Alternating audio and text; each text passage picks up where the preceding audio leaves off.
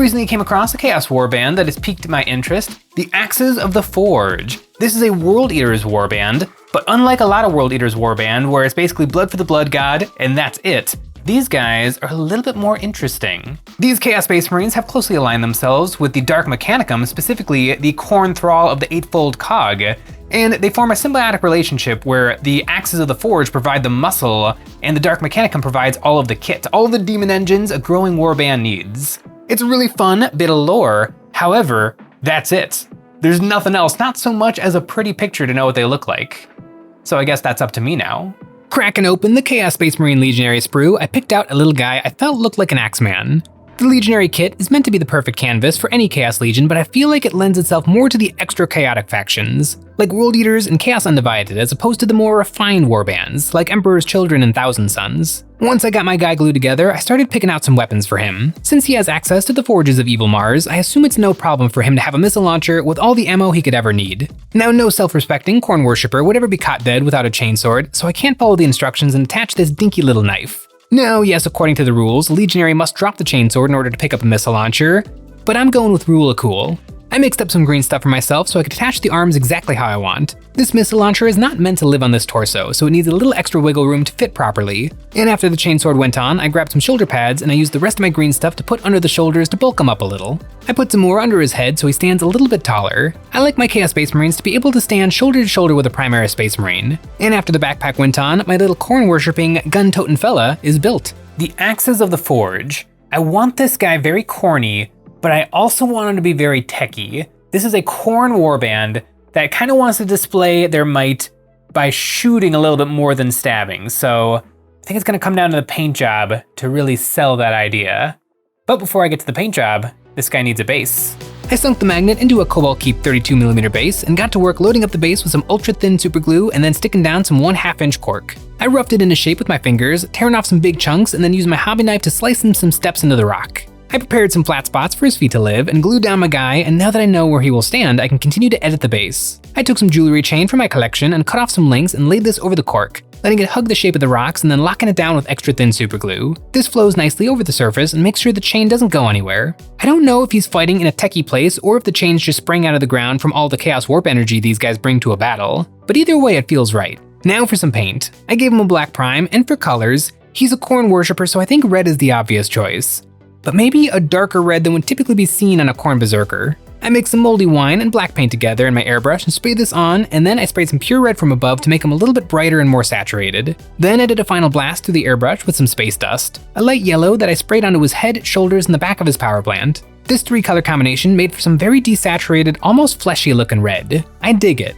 Now for some other colors. I think I want to go dark for the accent, so I grabbed some deep gray. I put this color over his arms, and I think a cool color combination would be red armor with black arms. I can picture this as one of the reference images in the pretty pictures section of the Chaos Codex. I put this color onto the weapons too, painted onto his chainsword and rocket launcher, and the grenades of his belt and the extra missiles haphazardly taped to his backpack, and the exhaust balls. For some details like the trim of his chest, the chainmail poking out of his loincloth, and some of the details of his backpack, I hit these with a coat of gunmetal metallic paint.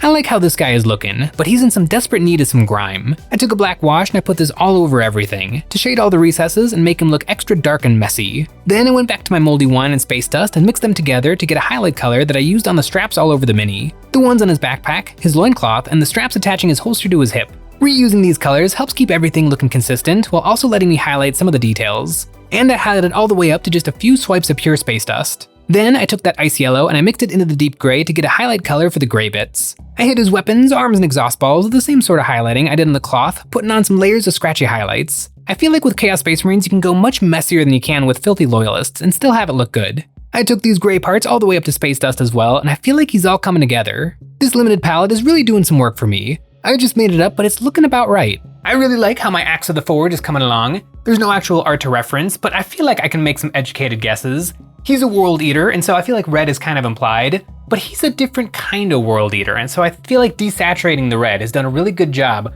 of showing that this is somebody who's a little different than your average Khorne berserker. The Axes of the Forge are very closely aligned with the Dark Mechanicus, and that probably means they love vehicles. And it's very easy to love Chaos vehicles because more than half of them are demons and they're hilarious. And if I was to play these guys on the tabletop, my brain immediately goes to the vehicle detachment for Chaos Space Marines, Soulforge Warpack. This is a really fun detachment that really helps vehicles do their absolute best, especially demon vehicles. So the army rule for Chaos Space Marines in 40k is Dark Pact. Before they make an attack, they can try to make a Dark Pact, which is a leadership check. They get lethal or sustained hits, but if they fail the leadership check, then they take D3 mortal wounds. Now, Soulforge Warpack makes this a little bit even more spicy because in addition to the lethal or sustained, you can also get +1 to wound, but you have to take that leadership check at -1. And the demon vehicles already have bad leadership, so they're gonna be taking a boatload of mortal wounds, but they're gonna be hitting like an absolute truck. Khorne loves close combat, but I feel like if you make an army of chaos vehicles that shoot so violently, I feel like Khorne could let it slide. If I was putting together an army list for the Axes of the Forge, I would bring so many vehicles. I'm bringing 3 Forge Fiends, 3 Venom Crawlers, 3 Hellbrutes, and a Land Raider. Now that Land Raider is not naturally a demon engine, but in this detachment, for 1 command point, I can give it the demon keyword so that it can make Dark Pacts. All of a sudden, those 4 last cannon shots are getting a little silly. Sustained hits 1, +1 to wound, potentially +1 AP from another stratagem. It gets a little nasty, and inside of that Land Raider, a whole bunch of Legionaries.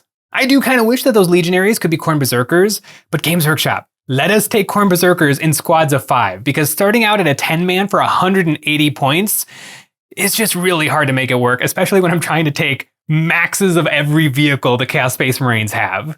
Gonna have to leave the Khorne Berserkers at home, but 2 squads of stabby Legionaries, I think they'll do the trick. The Axes of the Forge are pretty cool, and I've painted this guy up thinking about that this army would include a ton of vehicles, and the things that I would want to really show off on those vehicles, I want to bring to this guy too.